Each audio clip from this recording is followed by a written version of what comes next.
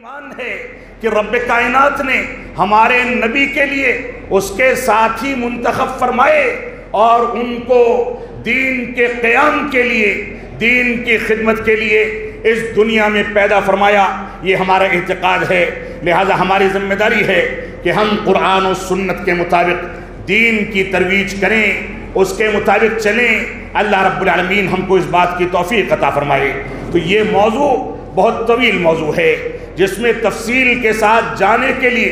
طویل وقت درکار ہے، لیکن میں اختصار کے ساتھ تھوڑی بہت باتیں آپ کے سامنے ذکر کر دوں۔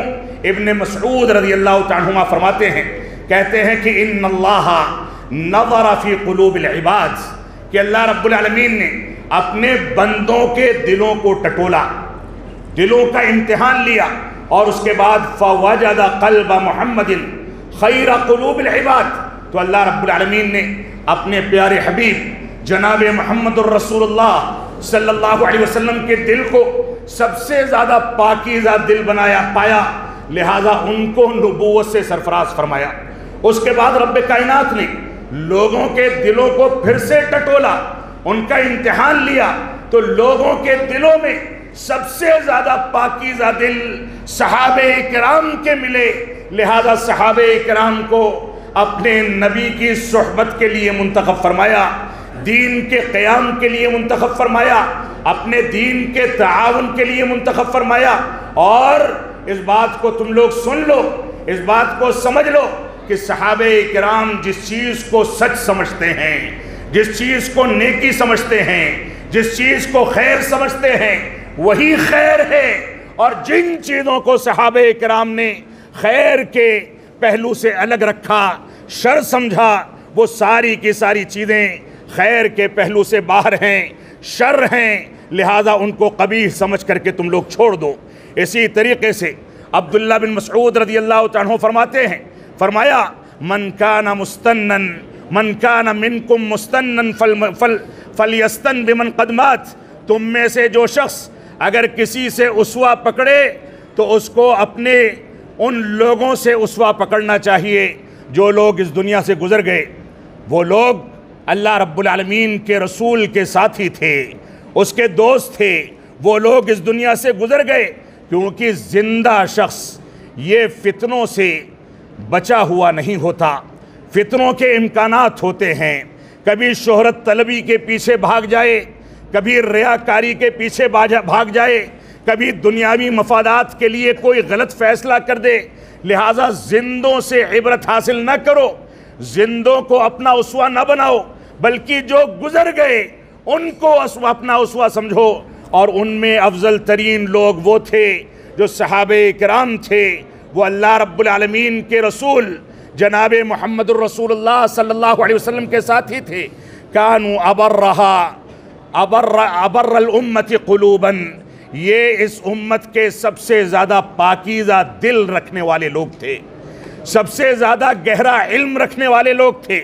وَأَقَلُّهَا تَكَلُّفًا، سب سے کم تکلف کرنے والے لوگ تھے۔ اللہ رب العالمین نے اس قوم کو منتخب فرمایا اپنے دین کی خدمت کے لیے، اپنے نبی کی صحبت کے لیے، لہذا تم ان کے مقام کو،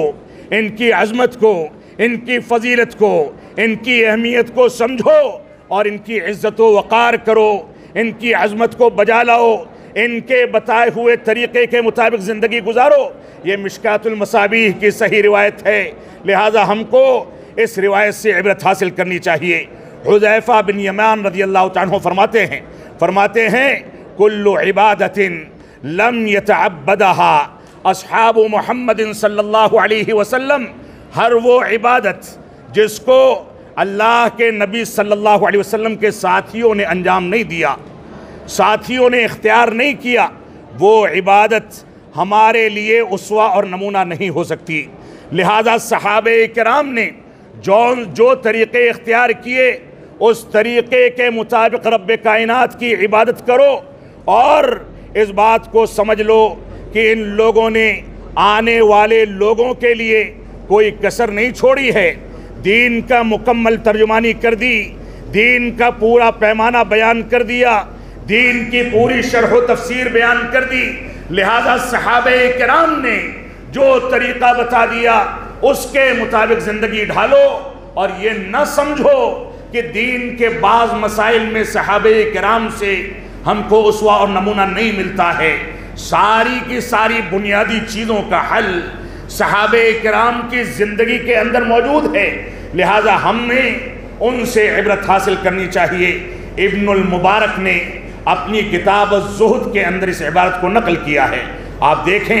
امام احمد بن حنبل اور اسی طریقے سے عبداللہ بن عباس رضی اللہ عنہما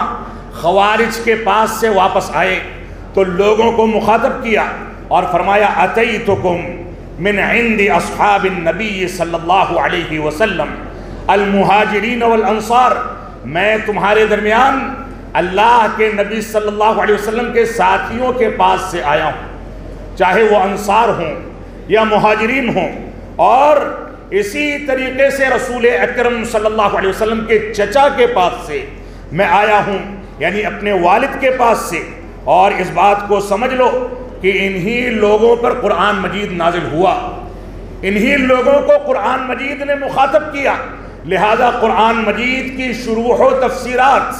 قرآن مجید کی تعبیرات، قرآن مجید کے مطالبات، قرآن مجید کے مفاہیم، قرآن مجید نے جو کچھ حکم دیا ہے اس کو صحابہ کرام چاہے انصار ہوں یا مہاجرین ہوں، ان سے زیادہ سمجھنے والا، ان سے زیادہ اس کی پیروی کرنے والا دنیا میں کوئی نہیں ہو سکتا، لہٰذا ان سے اسوہ پکڑو۔ امام احمد بن حنبل رحمۃ اللہ علیہ فرماتے ہیں اصول السنت عندنا، کہ ہماری نظر میں اصول سنت کیا ہیں، ہمارا منہج کیا ہے؟ فرماتے ہیں التمسک، کسی چیز کو مضبوطی سے پکڑنا، وہ اسی چیز کو مضبوطی سے پکڑا جاتا ہے بما کان علیہ اصحاب رسول اللہ صلی اللہ علیہ وسلم، جن چیزوں پر اللہ رب العالمین کے رسول جناب محمد الرسول اللہ صلی اللہ علیہ وسلم کے ساتھی تھے، انہی چیزوں کے بارے میں تمسک اختیار کیا جائے۔ اور اس کے بعد فرمایا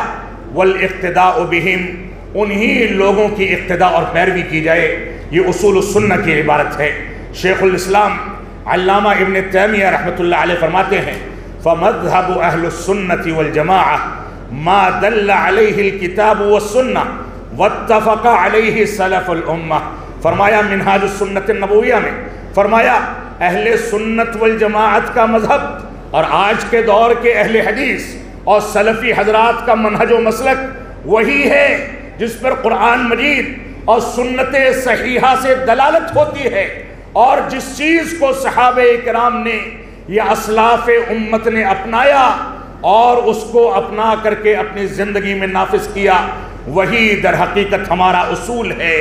ہماری نجات کا ذریعہ ہے، آخرت کی سرخروئی کا ذریعہ ہے، دنیا میں عزت و وقار کے اسباب میں سے ایک بنیادی سبب ہے۔ لہذا ان چیزوں کو اپنایا جائے اور ان چیزوں کے بارے میں کوئی سمجھوتا نہ کیا جائے۔ امام لالکائی رحمۃ اللہ علیہ مشہور امام گزرے ہیں، اپنی کتاب شرح اصول اعتقاد اہل السنہ والجماعہ میں فرماتے ہیں کہ من اعظم معقول و اوضح حجت و معقول کتاب اللہ۔ فرماتے ہیں سب سے زیادہ جو چیز کہی گئی، ضابطہ بتایا گیا، ان چیزوں میں سب سے زیادہ عظمت رکھنے والی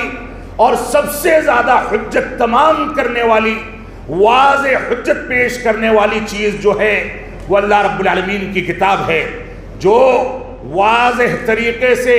حق و باطل کا فرق پیش کرتی ہے، اور اس کے بعد رسول اکرم صلی اللہ علیہ وسلم کے اور آپ کے ساتھیوں کے اقوال ہیں جن کے مطابق امت اسلامیہ راہ نجات اختیار کرتی ہے، کیونکہ ان صحابہ کرام کو رب کائنات نے منتخب فرمایا، ان کی عظمت کا تذکرہ قرآن مجید میں بار بار کیا گیا، ان سے رضامندی کا اعلان کیا گیا، ان کی صحبت اور ان سے قربت اختیار کرنے کو نجات کا ذریعہ بتایا گیا، اور صحابہ کرام جس چیز پر اتفاق کر لیں، ان کا جو اجماع ہو، وہ ساری کی ساری چیزیں ہمارے لیے قطعی حجت ہیں، اس کے اندر کسی انداز کی گنجائش موجود نہیں ہے۔ علامہ ابن القیم رحمۃ اللہ علیہ فرماتے ہیں انحراف اختیار کرنے والوں کے بارے میں فرماتے ہیں ہم یقولون بالکتاب والسنہ لیکن یخالفون ما کان علیہ السلف۔ فرمایا اہل انحراف، اہل بدعت، گمراہ فرقے یہ بات تو کہتے ہیں کہ ہم قرآن و سنت کو اپناتے ہیں، لیکن صحابہ کرام کے منہج کی مخالفت کرتے ہیں۔ یہ منحرفین کا اور اہل باطل، اہل بدعت اور گمراہ لوگوں کا طریقہ ہے کہ وہ قرآن مجید کے ظاہری مفہوم کو ذکر کر کے اپنے فالوورز بڑھائیں، اپنی نیک نامی کے سامان پیدا کریں۔ اصل حقیقت یہ ہے کہ قرآن و سنت کو صحابہ کرام کی شروحات و تفسیر کے مطابق سمجھنا یہ ہماری بنیادی ذمہ داری ہے۔ آج کل کے دور میں بے شمار ایسے واعظین،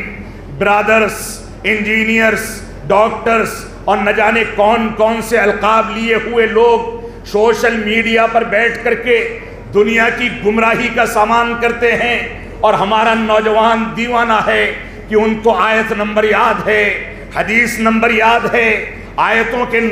کے نمبر،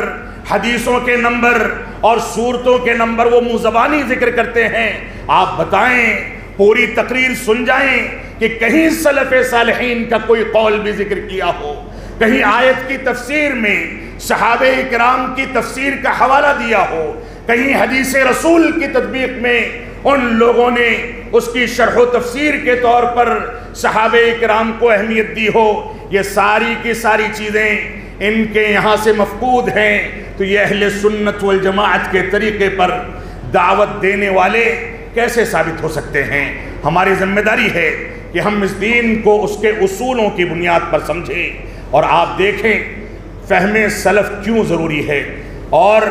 وقت ختم ہونے کو ہے، میں بہت ساری باتیں آپ کے سامنے مزید رکھنا چاہتا تھا، اور منہج سلف کے امتیازات اور خصوصیات کا تذکرہ بھی تفصیل سے کرنا چاہتا تھا، لیکن وقت ساتھ نہیں دے رہا ہے۔ اتنی بات آپ سے کہہ دی جائے کہ امتیازات و خصوصیات میں آپ دیکھ لیں اہل الحدیث کا مسلک و منہج جرح و تعدیل کے بارے میں جتنے زیادہ انصاف پر مبنی ہے، دنیا کی کوئی طاقت وہ انصاف نہیں کر سکتی۔ امام ابو داؤد کا بیٹا اگر کذاب ہے تو بحیثیت محدث کے باپ اپنے بیٹے کو کذاب کہے گا۔ امام بخاری کا کوئی مدرس اگر مشکوک ہے تو امام بخاری اس کی روایت صرف اس حیثیت سے کہ میرا استاد ہے صحیح بخاری میں درج نہیں کریں گے، بلکہ اس کو ٹٹولیں گے، انصاف سے کام لیں گے، اس کو پرکھیں گے۔ یہ اہل الحدیث کا منہج امتیاز ہے،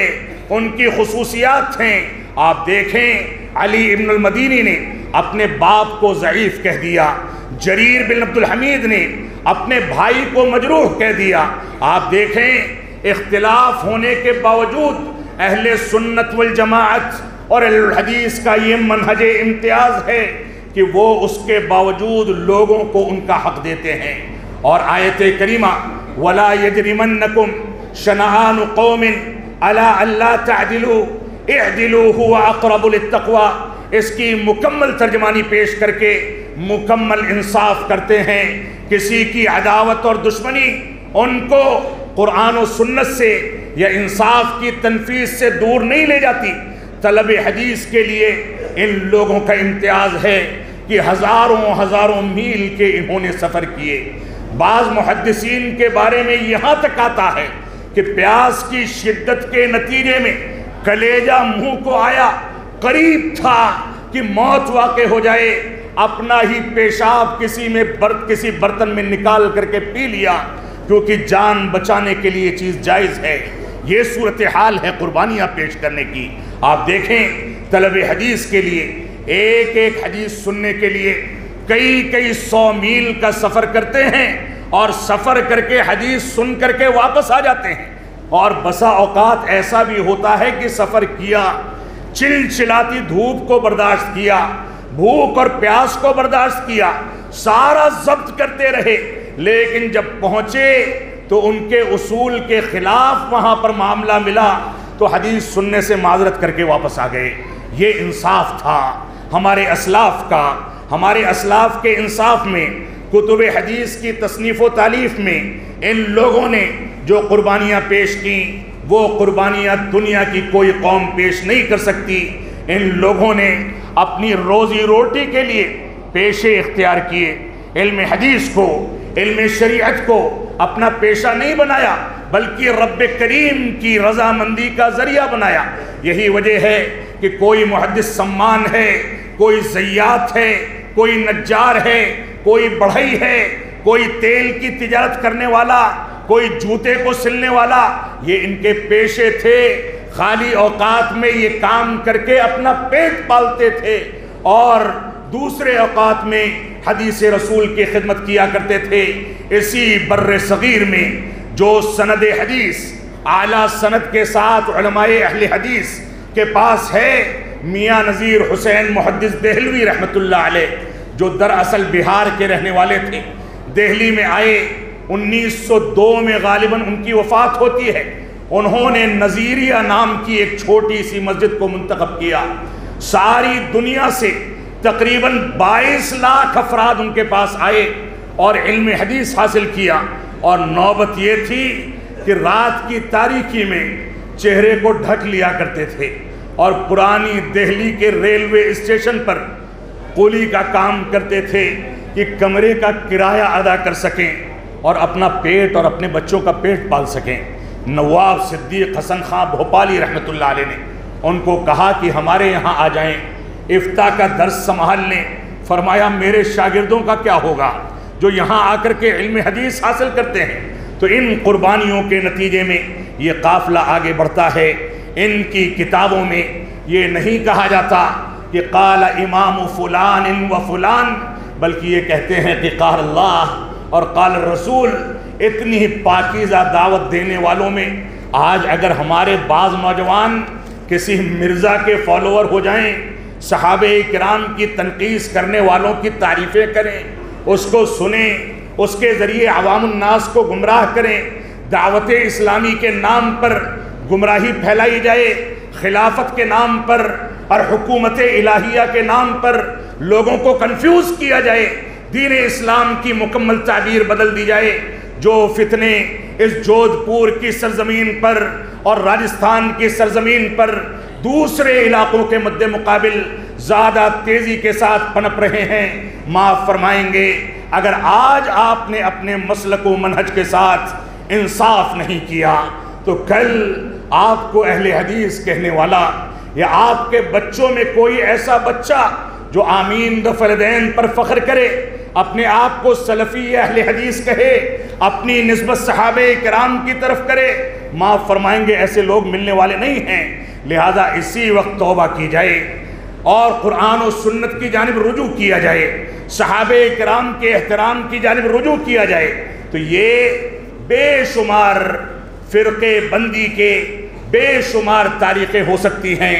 بے شمار مثالیں ہو سکتی ہیں۔ اسی آزاد ہندوستان سے پہلے اور ہندوستان کی آزادی کے بعد سر سید کے عقلانیت کے فتنے نے، جکڑالوی کے فتنے نے،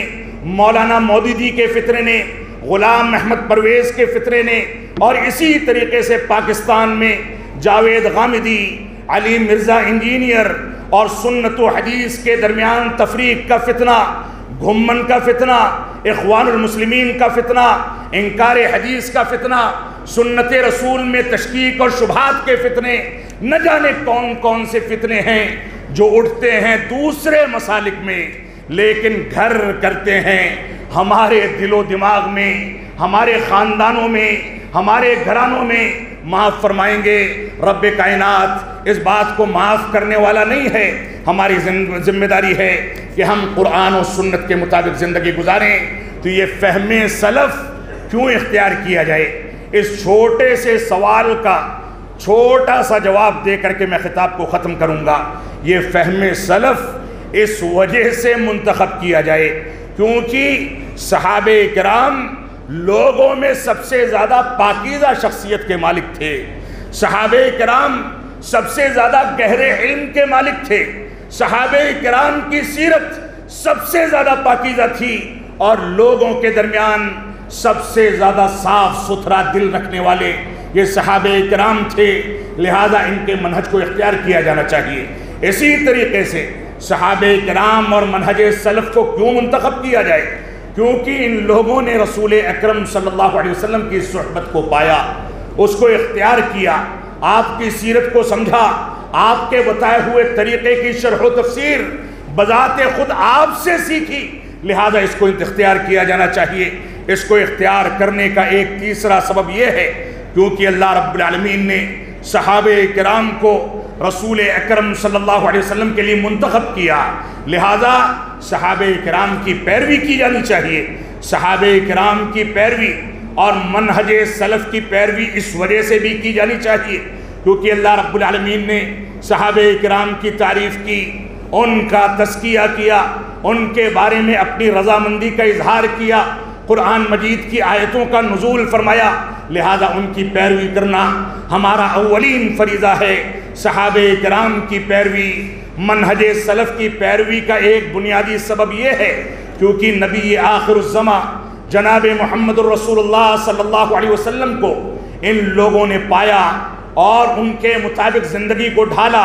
آپ کی پیروی کی، آپ کے جان و مال کی حفاظت کی، آپ کے لیے اپنی جانیں قربان کر دی، اپنا مال قربان کر دیا۔ آپ کو تکلیف پہنچ جائے یا آپ کے مبارک چہرے پر ذرہ برابر شکن آ جائے، ایک ادنا سا صحابی بھی اس بات کو برداشت نہیں کر سکتا تھا۔ صحابہ کرام